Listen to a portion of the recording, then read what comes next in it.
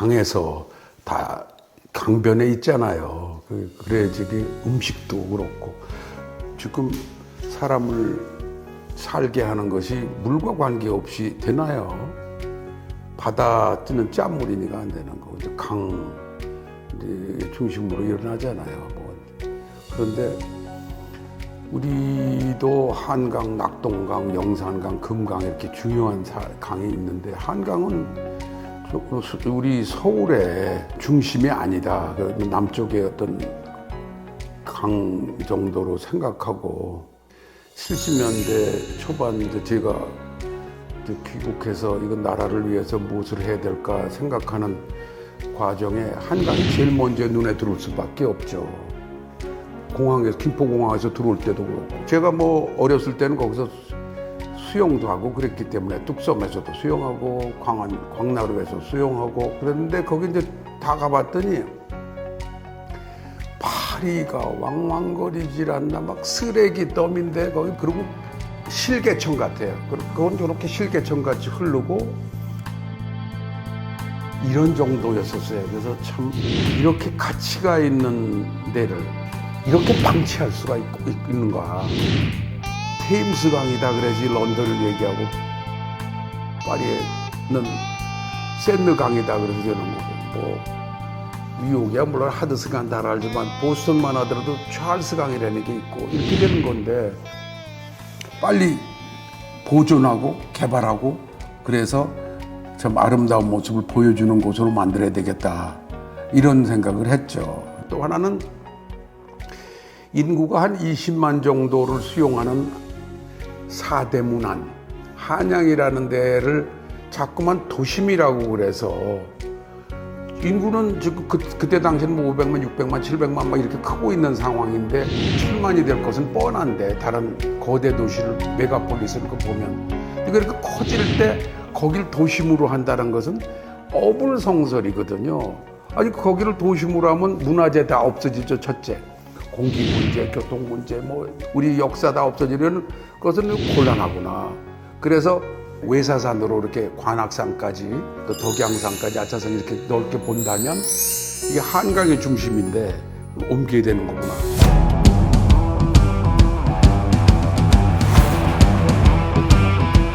앞으로 서울과 대한민국의 도시 공간 구조를 만들 때 여기서부터 출발해야 되겠구나, 이런 생각을 했었습니다. 그래서 조경공사에서 초대 고문으로서 활동을 하다 보니까 조경을 공부하는 분들이 있었는데, 그 사람들한테 내가 한강이 이렇게 중요한데 한반도 전체를 공원화시킨다든지 이런 생각을 가지고 공간 구조도 만들 뿐만 아니라 자연을 다 어떻게 조성해서 눈으로 볼 땐 아름답게, 랜드스케이프라는 게 시각적인 아름다움도 있으니까 그런 걸 하는 분야다 해서 조경을 이제 처음으로 가리키는 마당에, 이게 지금 1974년, 5년에 만든 것 같습니다.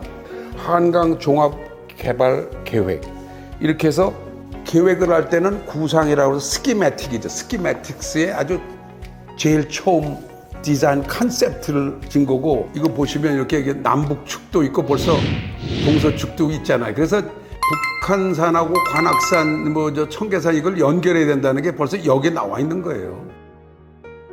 광나루하고 뚝섬, 여기 노들강변은 여기 요런 데를 이렇게 앞으로 고수부지 활용할 때 제대로 해야 된다. 이게 옛 모습 그대로 찾아서 해야 된다. 그런 것을 이미 시사한 거고요.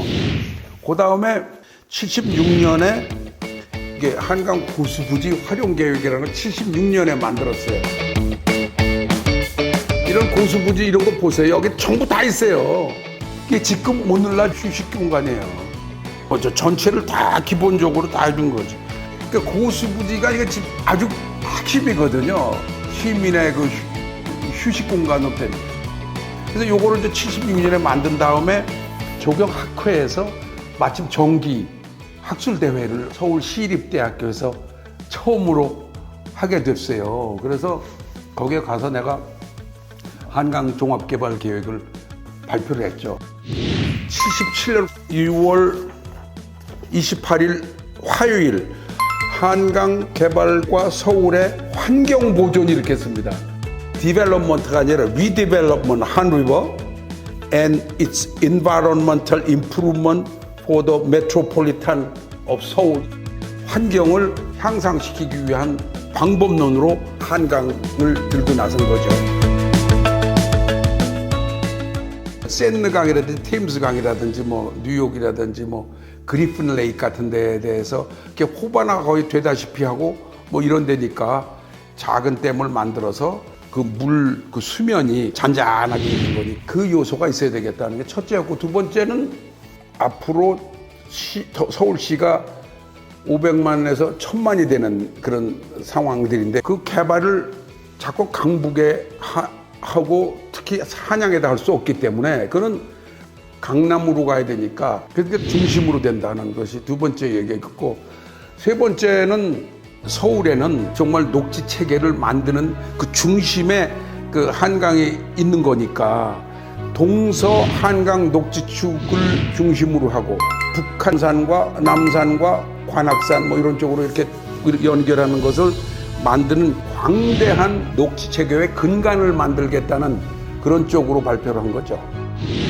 반대 의견이 막 쏟아지는데 세 가지로 딱 나뉘더라고요.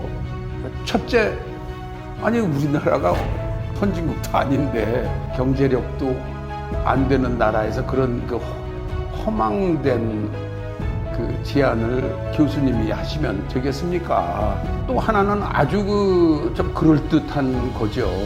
그 한강이 그 태백산맥에서부터 급격하게 이제 내려오기 때문에 경사가 심하고 장마라는 게 있어갖고 여름에 그냥 한꺼번에 쏟아지고 막 밀려 내려오고 이럴 때 감당하지 못할 텐데 여기다 소댐을 만들어서 그렇게 한다는 것이 지형지세라든지 기후 조건에 맞지 않는 말씀을 하시고 시민공원이 고수부지에 있다는 것은 그건 말도 안 되는 소리입니다 하고, 하나 더 중요한 것은 환경을 중요시하고 조경을 중요시하는 곽영원 교수께서 그렇게 개발 중심적인 사고를 가졌던 것이 이게 말이 됩니까? 개발과 보전 문제에서 개발 쪽으로 가는 것으로 생각을 하고 반대를 하는 이 세 가지가 있었어요. 그렇죠. 거기에 대해서 제가 반응을 분명히 했죠. 한강에는 모래가 그때 뭐 퇴적돼갖고 엄청 많잖아요. 그거 공구로 나눠갖고 파서 쓰면 되는 거죠. 국내 세금을 쓰지 않고 파가지고 일단 시작을 할 수 있는 거니까. 그러면 그게 이제 첫 번째 답으로 해서 경제 문제는 걱정하지 마세요. 그리고 두 번째 아주 좋은 아이디어로 반대를 했던 것은 북한 소양강 댐도 있고 이런 상태지만 남한강도 필히 댐을 만들어야죠. 그 충주 쪽에다가 댐을 만들면 된다. 그러면 뭐 내가 늘 좋아하는 다중 효과를 얻는다. 농업용수는 공업용수로 필요한 거니까. 그 호수가 얼마나 아름다웠겠느냐. 충주댐 지금은 다 아시니까 그렇지만 그때 그냥 실 같은 그런 강인데 그거는 댐으로 빨리 만들자. 그렇게 했고,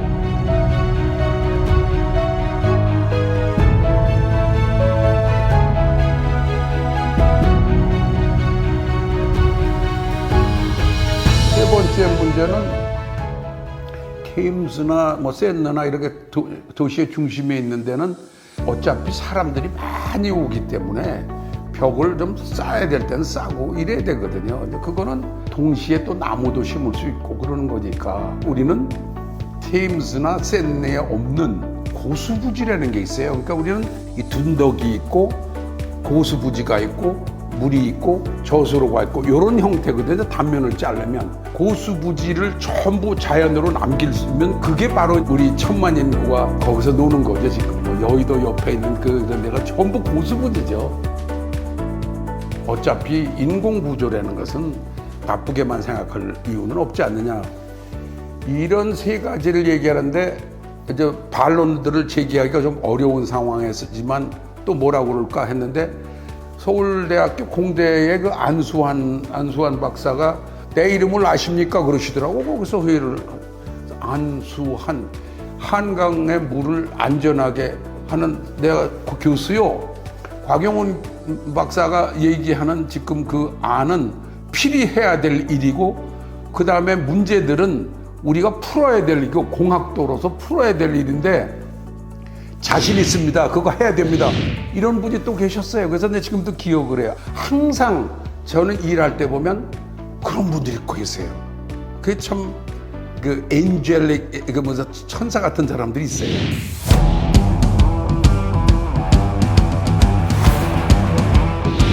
비전은 좋은데 실행을 위해서는 어떻게 해야 되느냐, 이제 이런 것을 갖고 있었는데, 원래 저는 서울 올림픽을 64년에 구상을 해서 몰고 오면서 서울 올림픽을 해야 된다는 거를 이제 국가 계획으로 집어 넣었단 말이죠. 그랬는데도 일이 잘 추진이 안 돼요. 그래서 최불암 씨하고 그때 제가 또 잘 아는 사이로 최불암 씨한테 우연히 참 문제다 그랬더니 자기가 아이디어가 있다는 거예요. 그래서 광화문에서 만나자 그래서 광화문에 갔죠. 정주영 회장이 나오시더라고. 이런 걸 만들어야 되는데 토목공사하고 그런데 어떻게 생각하십니까 했더니 막 금방 난 여기를 무릎을 잡더니 된다 이거예요. 하자고. 그래서 그러면 우리 공구로 나눠가지고 쫙 이렇게 하면 좋겠습니다 해가지고 뭐 구자춘을 비롯한 정부의 그 중요한 결정권 하는, 그 다음에 사업하는 그 경제성에서 그게 두 개 매치가 됐는데, 그런데도 또 안 되더라고. 잘 안 되더라고. 그 올림픽이 있는데 큰일 났단 말이에요. 올림픽은 국가계획으로 결정까지 됐는데도 공사가 잘 안 되는 거예요. 그래서 80년 초 김재익 수석이 또 곽영훈 교수 꼭 만나야 될까 전화가 왔어요. 청와대에 올라가서 같이 이제 말을 했더니 곽 교수가 국토 대통령이 돼서 그 나라 전체의 국토 문제를 방향을 세워주고 건설화라든지 이런 것에 대한 거를 전부 총괄해서 해주시는데, 절대 보완해서 해주시고 누구에도 얘기하지 말고 교수 다 그만두고 해주십시오 이런단 말이죠. 그래서 좀 몇 가지 의논하고 그런 사이가 됐는데, 이 큰 문제가 있습니다. 올림픽을 하면 외국에서 한 뭐 50만 정도가 오는데 강서구에 있지 않습니까? 지금 이 올림픽 주경 경기장은 지금 있고 앞으로도 계획을 이런 것이 강동구에 있지 않습니까? 한번 공항에서 내려서 한번 가는 거를 저한테 설명해 주시죠. 아주 이상한 질문을 했죠. 그랬더니 김포대로에서 타고 와서 뭐 흑석동 쪽으로 가야 되는데 이러시더라고요. 그러니까 길이 없잖아요. 올림픽 대로라고 그래서 강변도로를 빨리 해야 됩니다. 이걸 안 하면 올림픽을 반환하셔야 됩니다. 반환하시죠. 올림픽 대로 없이는 올림픽 못 합니다. 아무리 시설이 있어도 가는데 그냥 뭐 어떻게 가는 겁니까? 일단 올림픽 대로를 김포공항에서 이렇게 해주십시오. 그래서 그렇게 해서 급물살을 탔죠. 그냥 막 공사가 진행이 스피디하게 됐습니다. 그래서 올림픽 대로가 그렇게 돼서 이제 세상의 빛을 보게 됐죠.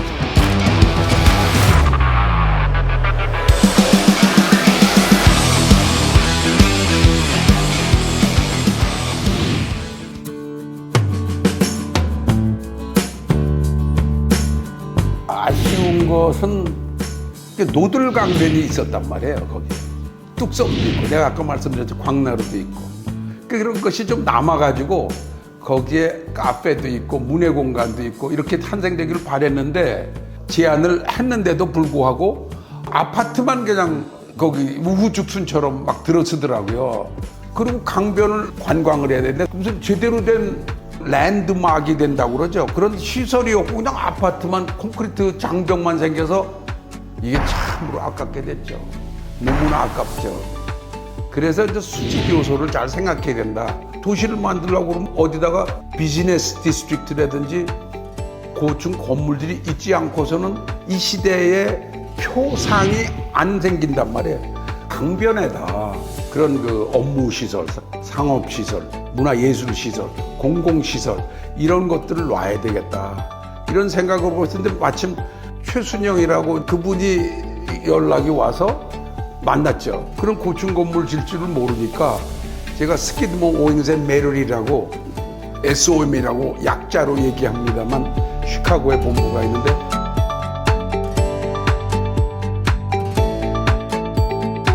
거기하고 한국의 건축가 박춘명 씨하고 붙이면 되겠다.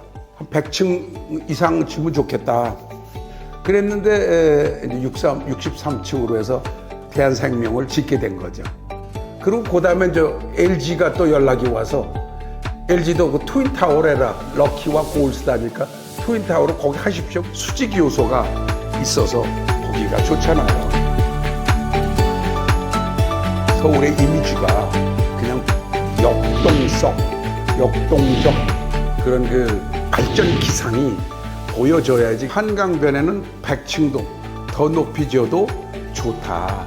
그 얘기를 하도 하다가 보니까 이제 롯데에서 그걸 이제 잠실에 땅도 있으니까 최근에 지금 123층 롯데 건설도 됐죠.